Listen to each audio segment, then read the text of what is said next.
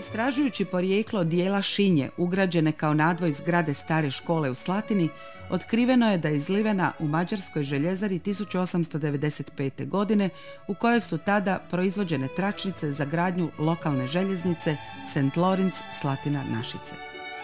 Rođena je tako ideja da 3 grada bliska zemljopisnim položajem zajedničkim projektom ožive nekadašnje veze novim sadržajima, kulturno-turističkim aktivnostima, podsjećajući stanovnike Dravske regije na zajedničku povijest i željezničku prugu što ih je povezivala do 1918. godine, omogućavajući gospodarski razvoj i komunikaciju. Nastao je tako projekt nazvan Od carske željeznice do održivog razvoja turizma područja Slatina St. Lorenz Našice. Financiran je bespovratnim sredstvima Europske unije iz IPA prekograničnog programa Mađarska-Hrvatska. Partneri u projektu bili su grad Slatina kao vodeći korisnik, te zaklada Brandner Konc iz St. Lorenza, Zavičajni muzej Slatina, grad Našice, Zavičajni muzej Našice i grad St. Lorenz. Glavni cilj projekta bila je promocija zajedničke kulturne baštine kao nove i inovativne turističke vrijednosti. Polazeći od tradicije, bliske suradnje i povezanosti koja se očituje u činjenici da su ta 3 grada u prošlosti bila spojena carskom željeznicom, koncipirana je nova zajednička suradnja u promociji regije kao jedinstvene cjeline bogatog kulturnog nasljeđa. Provedba projekta započela je 1. veljače 2013. i trajala je do kraja svibnja 2014. godine. Njegova je ukupna vrijednost 372.792 eura, od čega je gradu Slatini dodijeljeno 191.405 eura, zakladi Brandner Konc 180.080 eura, Zavičajnom muzeju Slatina 39.972 eura i gradu Našice 49.315 eura. Bespovratna potpora Europske unije iznosi 85% proračuna pojedinog partnera. Svečano obilježavanje početka projekta održano je na početnoj konferenciji u Zavičajnom muzeju u Slatini.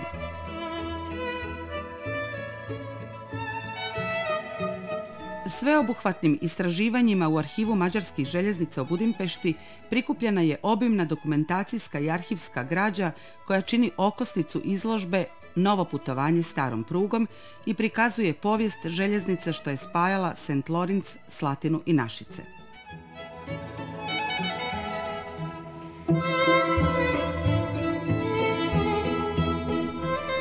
Veliki panoi izrađeni za potrebe izložbe obuhvaćaju fotografije, tehničke i povijesne detalje o željeznici koja je spajala 3 grada. Izložbom eksponata, od kojih su neki prvi puta izloženi, i informacijama vratila je posjetitelje u vrijeme s kraja 19. stoljeća. Osim arhivske građe mađarskih državnih željeznica, građe iz Našičkog i Slatinskog muzeja, izložene su i fotografije iz zbirke grada St. Lorenza i fotografije iz kuće Brandner Konc, spomeničkog objekta u St. Lorenzu. Ovom se putujućom izložbom prikazanom u sva 3 grada partnera podsjetilo na gospodarski značaj i napredak i odraz industrijske revolucije iz europskih zemalja do Dravske regije na kraju 19. stoljeća.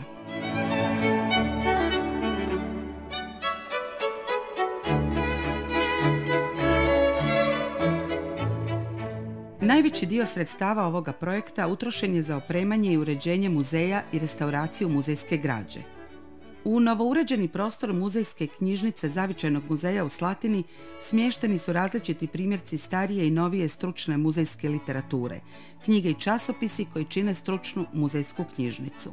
U njoj se izdvaja zavičajna zbirka knjiga i časopisa vezanih uz povijesni i kulturni razvoj Slatine, kao i dijela slatinskih zavičajnika i drugih autora. U knjižnici je smještena i građa kojom muzej dokumentarno prati aktualna događanja u gradu, sakuplja podatke o tome i dokumentira zbivanja.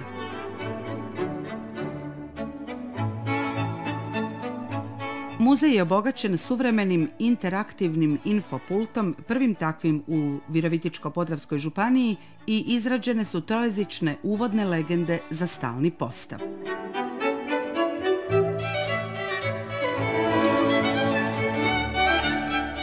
Najviše sredstava iz projekta uloženo je u uređenje stalnog postava zbirke Milka Kelemena. Uz ranije prikupljenu građu 2012. godine Milko i Mela Kelemen donirali su gradu Slatini bogatu obiteljsku zbirku vezanu uz djelo i život toga najznačajnijeg hrvatskog skladatelja suvremene glazbe s međunarodnom reputacijom.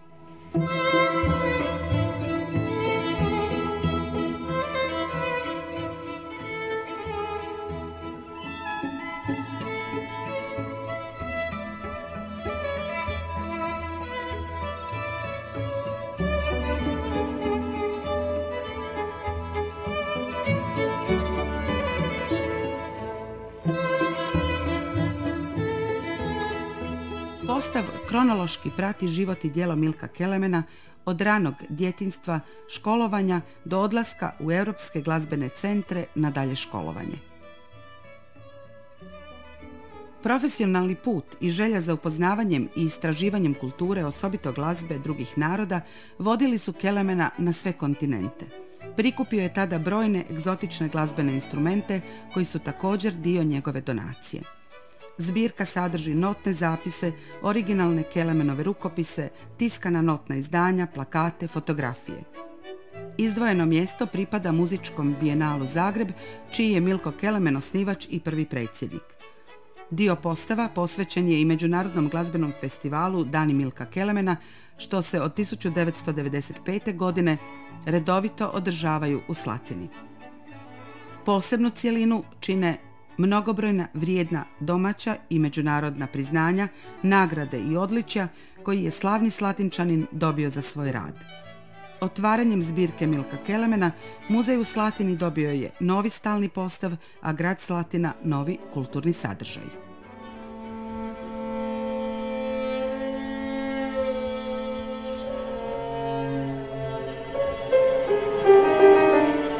U sklopu projekta sufinancirane su i neke od aktivnosti 19. dana Milka Kelemena, Međunarodnog glazbenog festivala. O zbirci i Međunarodnom glazbenom festivalu Dani Milka Kelemena Zavičajni muzej izdao je prigodnu monografiju Milko Kelemen iz Slatina, kojom se obilježava 90. rođendan Milka Kelemena, 20 godina festivala i 30 godina rada Zavičajnog muzeja Slatina.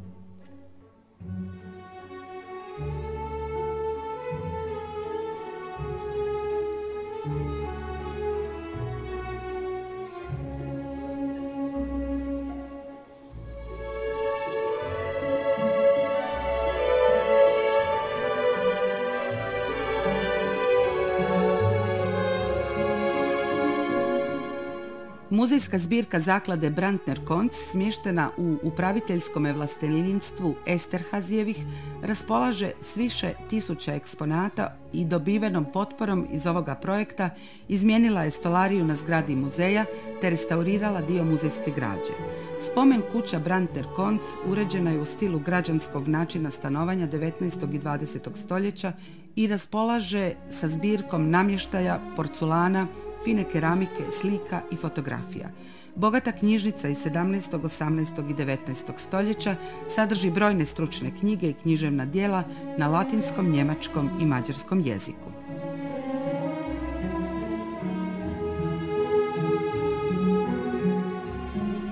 Zavičajni muzej Našice ovim je projektom restaurirao i obnovio dio muzejske građe.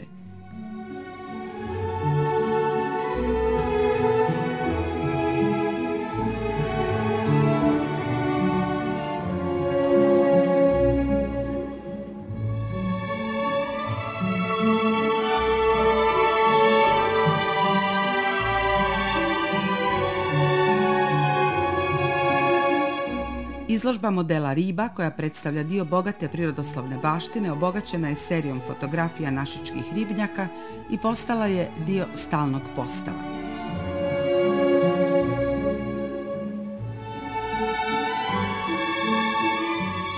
I u Našički je muzej instaliran suvremeni interaktivni infopanel.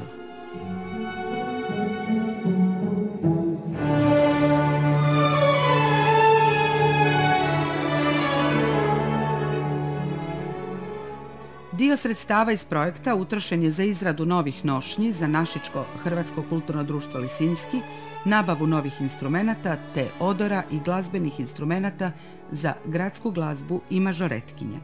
Nove su odore izrađene i za slatinsku gradsku glazbu.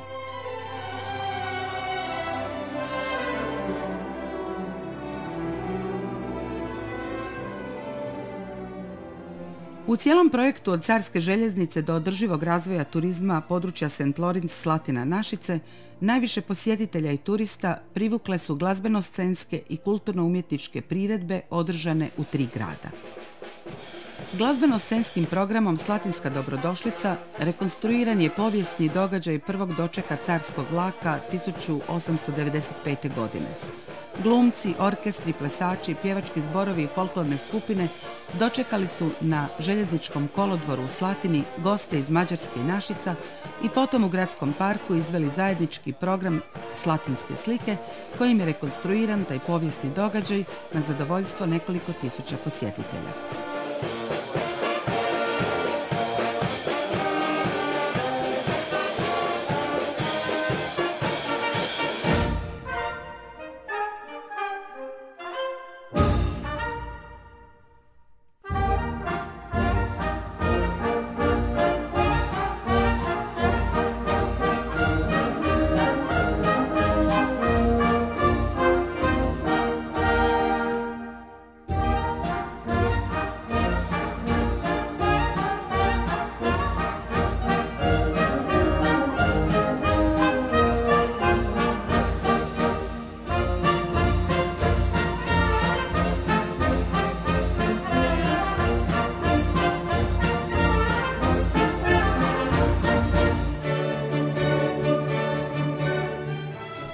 Priredbu je obogatila i atraktivna izložba Kako su radili naši stari, na kojoj su obrtnici, udruge i škole prikazali nekadašnje običaje i obrte, a u Zavičajnom muzeju otvorena je izložba Vlakovi za velike i male, kojom je prikazan razvoj željeznice od austro-ugarskog doba do danas.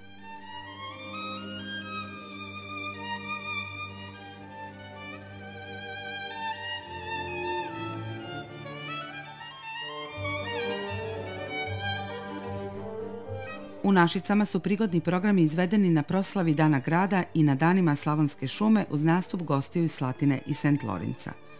Festival Dani Slavonske šume tradicionalna je turistička, gospodarska, kulturna, ekološka, znanstvena, gastronomska, zabavno-kreativna i sportska manifestacija koja se održava u prvom vikendu rujna već 13. godinu zaredom.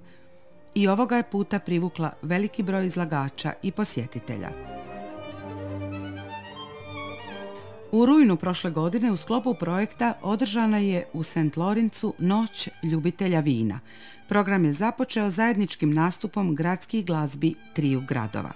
Cjelovečernji program nastavljen je do kasno u noć nastupima folklornih skupina i mađarskih popularnih izvođača.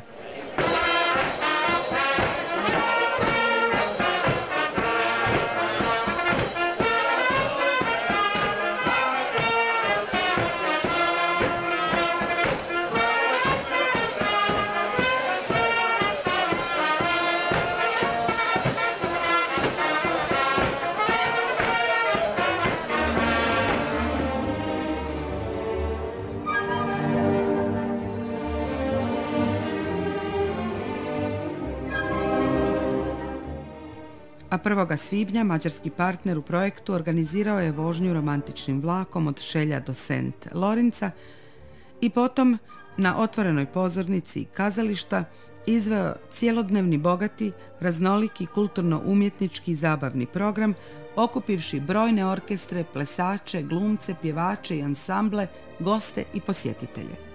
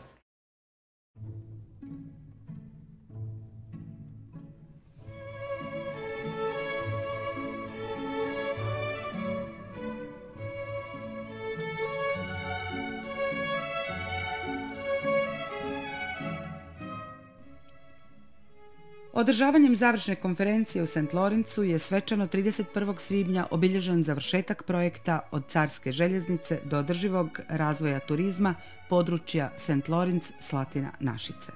Zahvaljujući sredstvima Europske unije, sva su 3 grada objavila i svoje turističke vodiče, zajedničku turističku kartu regije, izradili web stranicu. Trojezična brošura i ovaj film o projektu ostaće kao trajno sjećanje na zajednički realizirane aktivnosti i otvoriti dalje mogućnosti kulturno-turističke suradnje ova 3 prijateljska grada.